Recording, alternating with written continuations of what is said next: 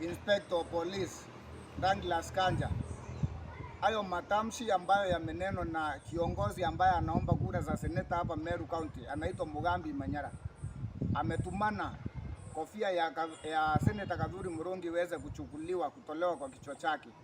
Na sisi tukiangalia tunaona kofia iwezi tolewa bila ya kichwa kuwa chini. Kwa hivyo tunaomba Kadhuri apewe security ya kutosha, aongezewe security hata kama ako nayo. He is the deputy speaker of the Senate. Yeye ni mwakilishi wetu hapa Meru County na ni senator wa Meru County, ametuwakilisha vizuri. Kwa hivyo tunaomba apewe security ya kutosha ili hao wapinzani wake ambao wanatumana kichwa chake kichukuliwe ili wapate kofia, senator akuwe na ulinzi mzuri. Tunajua viongozi hawafai kutumia vijana vibaya, na tunaomba kama sheria inaweza ikafuatwa, huyu kiongozi ambaye ametumia hayo matamshi achukuliwe hatua haraka iwezekanavyo, because that is incitement kwa vijana.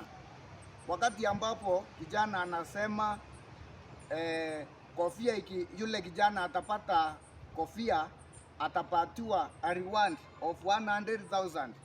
Hiyo ni kumaanisha kijana kama mimi ama yule mwingine ambaye hajawahi shika 10,000 ama 100,000 ama 20, akisikia 100,000 anatokwa na wazimu ili aende akakimbie akapata hiyo kichwa ya huyo kiongozi. So ndenda kuwa vijana betu bara bomba kwethira bubangite wita kuira kiongozi uka Kadhuri, kwethira bukimenya nwena karasua na ibunda uwa Inspector General, naombe kuongela senator wetu security yenda omba kwethira eno karibu kwana itukumeana karasua boya. He is the deputy speaker of the Senate, na muntu very powerful in this country, na kintugira mwambia gubwethia na kumenya obwa atumana vijana beta kuira kiongo kya Kadhuri no bakione no ntu Kadhuri aria naira na ntu mashinani. Kadhuri anatembea everyone huko mashinani akiongea na watu, akifanya tournament za vijana.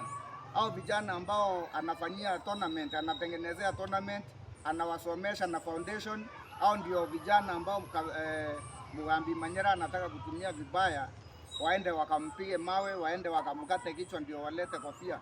Hiyo haitawezekana, na hiyo tunakataa.